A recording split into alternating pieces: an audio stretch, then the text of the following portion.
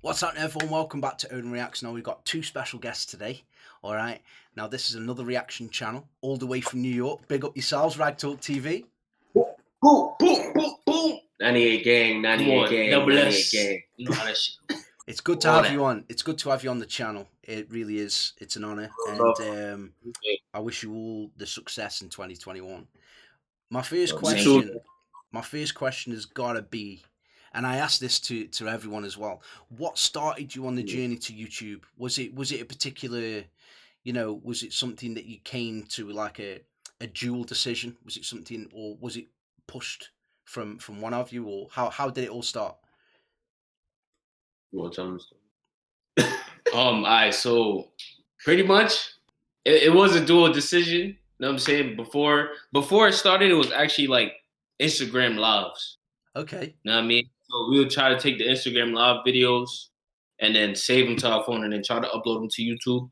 But a lot of videos didn't make the cut. So pretty much just sitting down watching people, you know what I'm saying, being their selves on camera. Yeah. Pretty much just picking us up to saying like, yo, bro, we could do this too. You know what I'm saying? So we just made that decision to just go with it. And here we are now. We didn't even start with reactions. We started with like daily vlogs and shit. But then like we lived in 2 different cities. So we was like, we would probably record like every 2-3 months, whenever we linked up. Facts. And then after we after I moved up here, it was like, all right, now we gotta really lock in. We gotta start dropping videos. Then we got into reactions probably like a couple months into like doing the videos. So then after we started doing reactions, everything just pretty much took off after that. See, that's what I find interesting, is that you didn't start off doing reactions a lot, and a lot of people don't. Like, a lot of people start off doing different things and then go into kind of the reaction scene. Because for me, going into the reactions, it's interesting because, and it's like an addiction, man. Because when you upload your first video, it's like, right, what's the next one gonna be? And you constantly, it's I feel like it's the engagement after you upload the video, the engagement that you get is like, oh, now I gotta really like lock in on what's gonna happen next, like what I need to do next, how I'm gonna do it, and like it's like I don't know how the feeling is, but whenever you get that feeling of, oh yeah, so I fuck with this video, and then like they tell us about more artists that we've never even heard of. That's really what really drew us. You know what it was though? That really, really, really like real life solidified. Like, all right, bro, this is what we want to do. Digga D, mad about bars. No. Fire. No word. Fire. Yeah. I think after that, our channel like shot up OD. The whole Kenny All-Star, it gives like backyard Jamaica vibes. You feel me? So it's like, yeah, bro, we gotta get in tune with what's going on. Yeah. For real. It's a massive positive, isn't it? It's a crazy feeling when you've not heard an artist before, and then you're reacting to that artist live. You're recording yourself watching, and all your facial expressions are caught. It's like, what, and you're bouncing, and you're vibing to the song, and people love it. People love it. People love watching that. People love watching. Yeah. That was super weird first watching that. Yeah. The first reaction we did, watching ourselves, bro, while we editing it, bro, it's like, bro, do I really like real life act like this when I hear fire music that I like? Shit is crazy. Do you cover just UK music? Nah, not well. I'll say like 80% is like UK music, and then like the rest is like, well, right now it's like 80% UK music, then Aussie, then US. Yeah. New Zealand as well. New Zealand, Ireland. Yeah. We did a couple like other countries, but it's like neither here or there. Like it has to be like something that people like really spam up. Like you got to check the artists out. Eventually we'll get back to New York, but right now it's just a little bit watered down. Too much of the same thing is being pushed out at the same time. That's not really grasping our ear. But shout out to New York still. What I'm interested in, because of course you two are from New York. Big up everyone from New York as well watching. Who are your favorite old school rappers? Because the old school rappers from the 90s, the early 2000s was popping. I love American hip hop and rap, so I'm really interested to hear what. Nah, so like in my house, we grew up on music. You feel me? So like I grew up listening to like all kinds of like jazz, R&B. My uncle put me on to like hip hop, and like when I got into that, it was like, all right, now it was like something that like it gravitated to me, like the lyricism, the beats, the way they was doing their videos back then on like Yo MTV Raps. And then it was like I got into like KRS-One. Yeah. Where is it? Eric B and Rakim. Yeah. Then like when I started listening to my own music, it was like Nas, Jay-Z, Biggie. Legends. It would be like Eminem, DMX, Fab, The Lox. Who else? Like he had me listen to a bunch of people. I ain't gonna lie. Forgot to say Wu-Tang Clan. Oh yeah, Wu-Tang. Wu-Tang was a big one in my house. Yeah. Crazy. Especially because like when I was younger, my uncle was in college, so he used to come home with like mad CDs. I go front. Used to listen to like Ja Rule and all them other niggas and 50 Cent. Bro, because of Wu-Tang, I started watching all the Kung Fu movies. Oh yeah. All the Shaolin movies. Every last one of them. Every Shaolin. I'm in the crib like you feel me? In front of the mirror. In front of the mirror. Yeah. Soon as you said DMX. Soon as you said DMX, I had that track playing in my head. X Go and Give It To You. 2004 it released. Yeah, just some. That's classic New York. Just some legends. I love going back to hip hop, and you know I've covered some Nas on the channel. I've covered you know some old school legends on the channel. I love listening to old school hip hop, and for me, the story behind hip hop is even better. You know how it came around through breakdancing, and you know it got inspired that way. And I think it was the late '80s, mid '80s, hip hop first came around, and then you know it was a way that people could express themselves, and the police tried to stop them from making rap music, and they just broke through. And I love that. I love how the you know hip hop was able to break through that kind of social structure of, oh, you can't say this on a track and you can't do this and say that. You know, it's freedom. It was taking people's freedom of speech away, and you know how hip hop's evolved, you know, into rap and grime and drill and all the other genres that have come from it. It's incredible when you think about it on that level. So for me, when I hear the word hip hop, straight away I think America. You know, that's the first. The real history lesson on that, I don't know if you know about before there was a Yo MTV Raps, that was before they even allowed hip hop to be played on national TV. No, it's crazy though. Before that there was a network, I don't know, it's not BCAT. BCAT was something that was locally known on a channel in New York, but there was a channel that they had before that where it was like they used to showcase underground music. And then they had BCAT, and then once BCAT came around and it was so popular in New York, MTV decided to make their own like hip hop channel where it was like, all right, Yo MTV Raps came about. That's when you started seeing all the major rappers on a national scale. And then after that, it pretty much took off to whereas everybody wanted to be a rapper. Now you even have rappers in Thailand. Now you have rappers in China. You have rappers in New Zealand. You have rappers in Turkey. You have rappers in Israel. You never even knew about these people. I'm not gonna lie. If you really like, for all the viewers, if y'all really want like a hip hop history breakdown, you gotta go and watch the movie called The Get Down. You saw that? I haven't seen that. I have to watch that. You should go watch that movie. It's about graffiti artists. It's just hip hop culture and all. You know what I'm saying? Like, how it started. B-boys, graffiti artists, from the B-boy going to the rapper. You know what I'm saying? It all plays hand in hand somehow, some way. You know what I'm saying? So it's on. You should go watch that. Yeah, man, 100%. I have to go and check that out.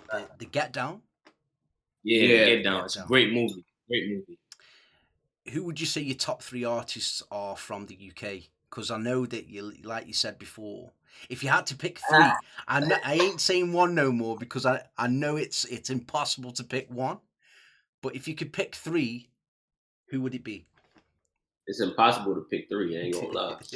Yeah. I ain't gonna lie. I could pick Digga D over Rip. I'll go with Digga D for one. Digga D, yeah. Big up Digga D. Yeah, the most person I probably listen to right now, I would say it's like Abracadabra. Yeah. And Abs could be a contender. Heady One is definitely on that list. Yeah. What he's done with drill music is insane. That track he did with Drake really kind of mainstream drill, didn't it? It was. Yeah. We're not talking about just drill, right? You're just saying like in general. Yeah, any UK artist. Throw Dave in there. What? Dave, yeah. I ain't gonna lie, like before we actually got into reactions, we was listening to like Stormzy and Gigs and those grime artists before we actually got into like the actual UK rap scene. Yeah. You feel me? So I would say like this is tough. It's an odd one. Yeah, I would say like you catching not Gigs. Not like Gigs. That's something to think about. What's his name? Who just did a song with Gets too on the IC3. I forgot his name. Not Stormy. Oh, you're talking about Oh, he's just released that. I reacted to that too. This is bad. Yeah, I do remember. Skepta. Yeah. Skepta. Skepta was probably like I'd say he's like my top number one because that was like the first artist I ever started listening to. So he got to be like number one. Skep was the first one to really like bridge the gap between like US and UK for me because the first time I ever heard about him was on a song with A$AP Rocky and Gigs was on Drake's album as well. Mm-hmm. Yeah, that's a tough one, bro. I ain't gonna lie. I ain't gonna lie. We switch our catalog up every week. I ain't gonna lie. It's so hard because they're all talented for different reasons. I feel. Yeah. You know, it's not like he's 10 out of 10, but he's better. It's no, he's better in this way and he's better at doing it that way. Like for me, Dave is what he did from a young age was astonishing. He started to get noticed by Drake and other big artists from 16, 17. You know, one of the iconic songs for me that he did was Black Box when he was talking about his brother. We just watched that the other day. Yeah, that's a real one. That's a real one. Gigs as well, like Gigs. You mentioned Gigs as well, like Gigs. Yeah, he helped bridge the US gap as well. You know, featuring loads of artists with him. He's done a song with Drake as well. But most importantly for me, I think Skepta has done a lot of work. Like you said, I think the first time he came over to America, he performed in New York and he performed Shut Down. But it's stupid. That's my favorite song by Skepta. I think he performed that in the PlayStation Stadium, like right there by Times Square. I believe so. In the Saudis. But yeah, I know you talking. That's my favorite song by Skepta. Shut Down. Yeah. When that beat dropped, when it shut down, yo.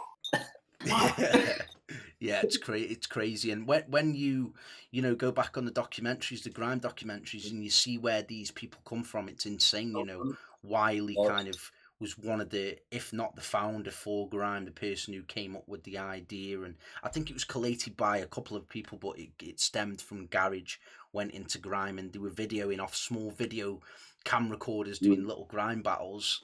And that's how grime first came around. And what I find interesting as well is that with rap, hip hop, drill, it's, you know, because America first, you know, started doing drill, how each culture takes it and does their own thing with it. And I think that's really interesting. I love to see kind of like Albanian rappers like doing stuff with the UK, doing stuff with Australian and American. I feel that the more we can connect as like one culture when it comes to music, I think it could be some really interesting collabs. Like you mentioned earlier, didn't you, with the Australian rap scene as well, like 1-4, Chilling It. Like there's some really good names over there as well.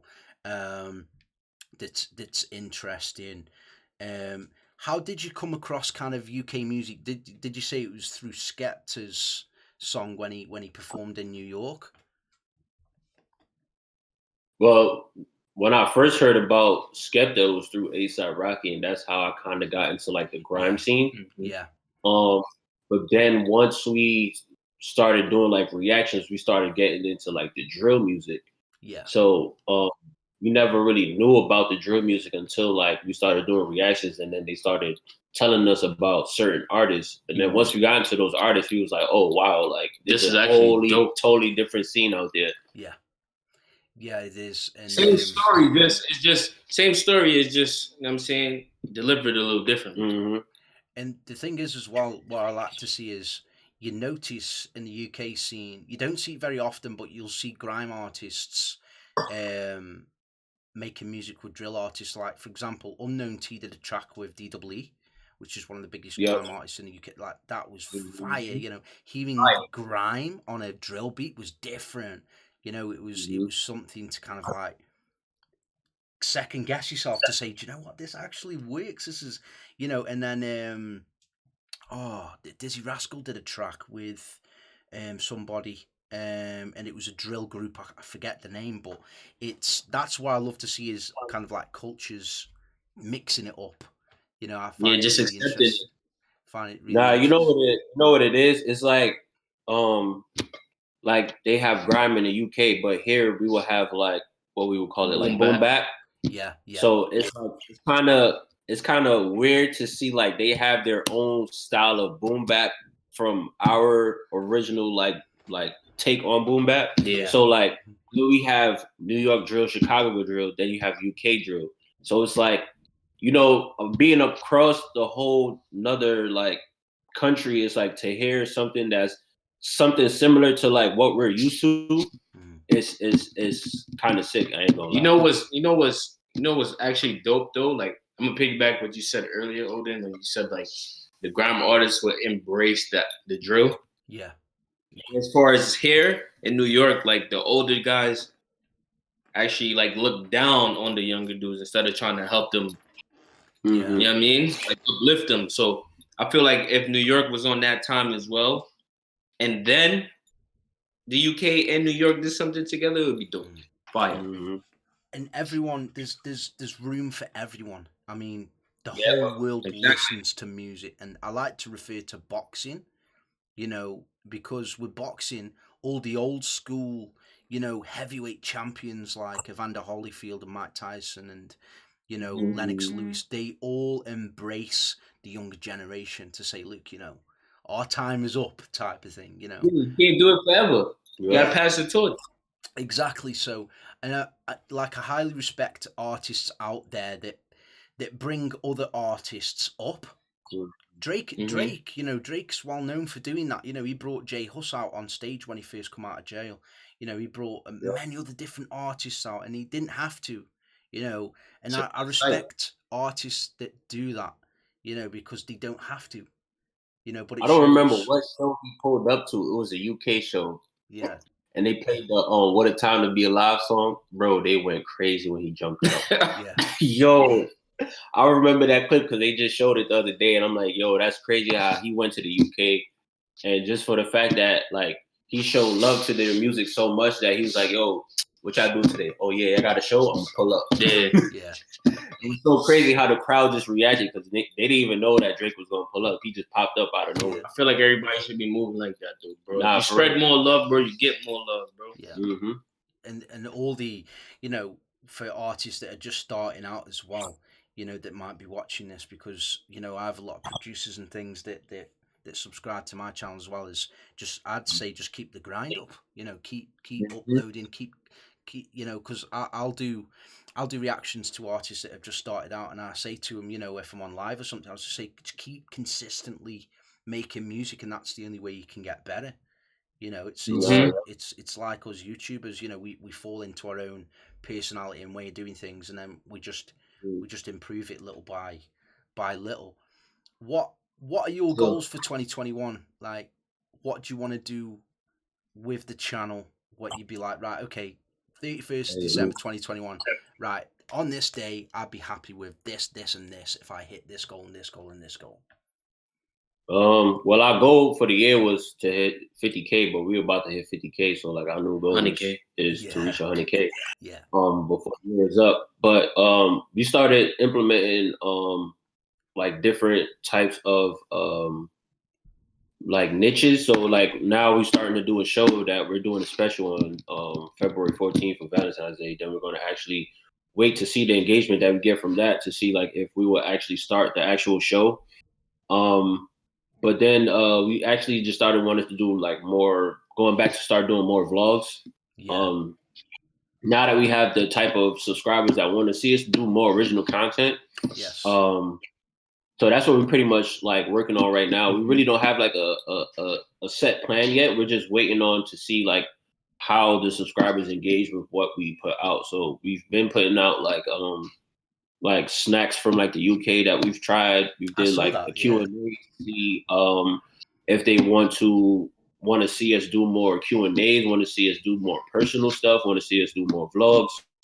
You know, certain stuff like that we will want to see from our subscribers that we think like, okay, all right, maybe this week we may not do some reactions. We may do a couple vlogs. We may drop a video, do something else that they may want to see. Do like a try on haul with like certain brands in the UK or something like that. Like pretty much just bridging the gap with America and the UK. You know what I'm saying? Giving the best of both worlds, educating our American subscribers on what's going on across the pond, and educating the UK subscribers on what's going on across the pond, as well as Australia, New Zealand, Ireland, all over the world. Like, what y'all see in America is just what y'all see in movies until you come here. You know what I'm saying? But if we could give y'all the experience through us, why not? You know what I mean?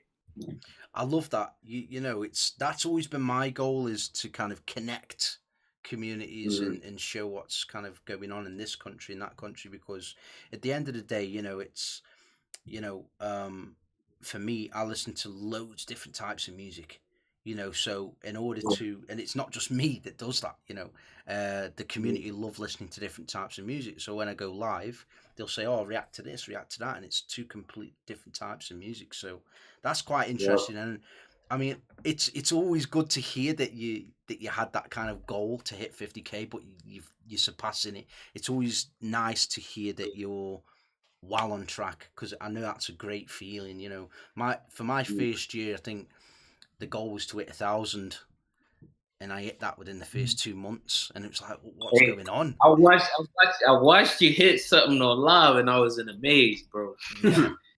Proud of you, goddamn. I'm proud of you. Thank you, man. Thank you. And this is what I mean. Like, you know, I want to try and say to the community, nobody's in competition. We're all trying to lift each other up. We all want each other to be successful. Glad you said that. Very glad you said that. You know, and that's what I always say to everyone, you know, who's doing YouTube or music, is we can all eat from this. You know, we can all be a success from it, man. So that really kind of precedes me on to my next question.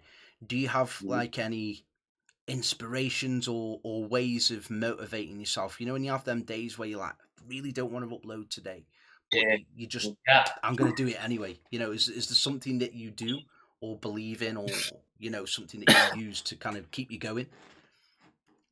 Shit, not going to work, quitting my job. No cap. Freedom. Having that freedom, yo, for real, bro. Like, freedom to do whatever you want, to create as much content as you want, bro. That's like the best thing. Just waking up and being yourself. You know, when you got like a 9-to-5 job, you wake up like, I don't feel like going to. I gotta go in and make somebody else some money doing something that I really don't want to do, as far as like content creating. You can wake up like, yo, what video we gotta do today? Yo, what we about to trade? You know what I'm saying? Like, just doing stuff that you like, either whether it's trading, drawing, just waking up and focusing on something that you love to do is the motivation. You know what I mean? So keep at your dreams, man. Never quit. It's time, isn't it? It's time. You know, that's the motivation, isn't it? It's the like you said, the freedom of time is, if I work hard at this now, in 2 years' time, I can live off this. I don't have to go and do a 9-to-5 job. It's something that I really don't want to do, where I'm out the house 10, 11, 12 hours a day, missing my family, missing this opportunity, that opportunity, and not really doing what you want to do. That's what I love about YouTube, is that we're making our own jobs, our own careers, you know, and in the long term, it will 100% work out.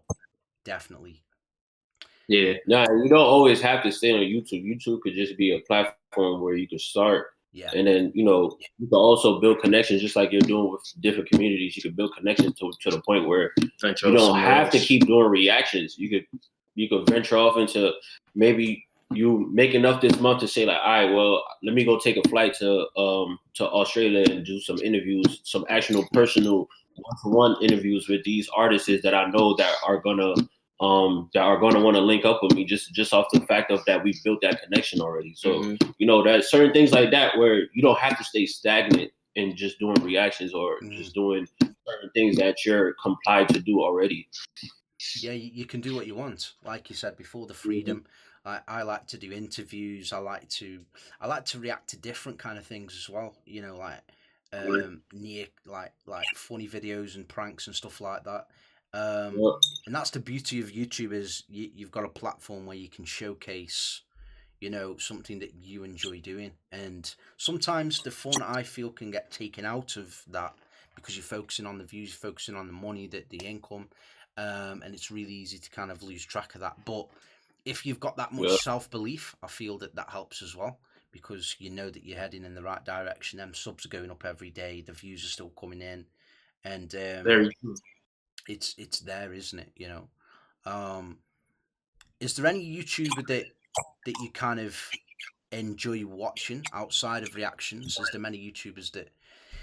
Because I know it's a that. whole bunch. Yeah, it's a whole bunch of them. Like I'm into fashion, so you know what I'm saying. I watch YouTubers that do like fashion stuff, pranks. So it'll be like Clarence NYC. You know what I'm saying? You'll watch a little bit of DDG. You watch Cool Kicks. Yeah, Cool Kicks. Who else? Who else is on there? On the reaction side is obviously Walks. Lead to the View. I ain't gonna lie, we watch Denzel Renz, Thai TV, yeah, Chino Supreme, Drip Season. Yeah, everybody that we connected with, pretty much we watch everybody, bro. So, you know what I'm saying? Like you said, we're not in competition with nobody, bro. Everybody's we show love to everybody. This is the fun part about it. You get to see everybody's perspective on the same music, thing. You know what I'm saying? Yeah. If you thought about doing interviews, is that something that you'd do as well? Actually, we thought about it, but we waiting to get. Like the way we do our interviews is like we do like exclusive reactions. So like when we do exclusive reactions, we wait to ask those artists about certain questions about their music. Those in-depth questions. You know, like it's better like when we do it in person. So like we get to see the artist's view on their music video, and then we can also ask them certain questions about their music. You feel me? So it's not like when you're doing it, you know, through like webcam where it's like, all right, you're just asking basic questions to an artist that you're just now getting into or just now getting the chance to be able to ask certain questions that you wanted to ask a long time ago. It's better when you're watching the video with them so that people can actually see their reaction to their own work. And then you can also ask certain questions that maybe some subscribers have been asking on your channel for a minute. And you can say, all right, well, I got this question from like 2 months ago from your last video. Or like, I got this question on where you think like you will be within the next 5 years with your music and how it's going to change your sound. And, you know, if you're going to adapt to the new sound that's going to be able to change within the next few years. Because drill music, I ain't going to lie, it's probably going to die out within the fast like 2 to 3 years, depending on how far they really travel with this drill music. Because it's a lot of things that are changing. You have melodic sounds now. You have different types of sounds of music. So it's like when you listen to these certain artists and you actually do these interviews, it's like, all right, I really want to know how you feel really about what you want to do for the long run. And how are you going to be able to travel that like how you sound, take this sound how many years on to where it's like people get very like people have a like short attention span. So drill music is really going to die out within the next few years. So it's like they're going to wait to hear the next wave of music that's going to be able to come out. So it's like people in the next few years from now is really not going to want to listen to drill music. That's in music in general though. Yeah. There's always a new sound that comes out that's trending. So you know what I'm saying? Pretty much just rather just touch the people in person. Yeah, you know what I mean? Than just. I got a tough question for you now. If you could have one artist, so if you were reacting to, let's say, an EP that they've just released, and they can be in the same room with you, so you react to their EP with them, which artist would you have in the room? Hey, just one artist. Hey man, listen, dog. I ain't gonna lie. I wish I was in the room when they made Class of '98. I ain't gonna lie. Yeah. I wish I was in that room for real, cause man, the jokes that came out of the creation of that, man. Yeah, I didn't know what the hell was going on. For real. But nah, yeah, I wish we could sit down with the whole 98s just to see what the hell going on. For real. Shout out to the guys, man. I feel that, man. I feel that. Listen, it's been really good to have you here on the interview. Thank you so much, both of you, for coming here. It's an absolute pleasure to interview you. Like I said, I'm going to get this video uploaded very soon, but it's good to have you here. Is there anything that you want to shout out? Anybody? Is there anyone that you want to, if you want to plug your social medias? I'm going to drop them in the comments. Anyway, I'll put all your YouTube channel, your Instagrams there. Everything will be there. But is there anything that you want to say before we finish the video? To everybody out there, just stay consistent with what you're doing, and eventually you'll get there. We actually now that you brought that up with us being consistent and doing the channel how we did it, we're very big fans of Nipsey Hussle. So the fact of watching him start from doing things the way that he did it, and then doing the music, the clothing, everything that he did, and branched off into different aspects of doing whatever that he put his mind to, doing forex trading, doing investments and stuff like that. It's it motivated us to be all right, well, outside of doing the reactions, we can actually move and do other things. So he has a clothing brand, I have a magazine, so it's we already started branching off into doing certain things to get that hunger. You feel me? So it's outside of doing reactions, if we're not hungry for nothing else, we're just gonna stay on the reaction. So it's all right, now he got clothing, he got a clothing brand, I got a magazine. He might start doing something else as far as investments, and then I might start doing something else as far as music or whatever, or production or certain shit that I'm into. So I mean, it's just stay consistent with something right now, and then eventually that could bring you into other things. Oh yeah, and one more thing, it's us, never them. Never them. Never them, bro. Never them. Come on. Never them. Listen, the whole team, it's a pleasure to have you on, man. Come on, bro. For real, man. Love. Peace.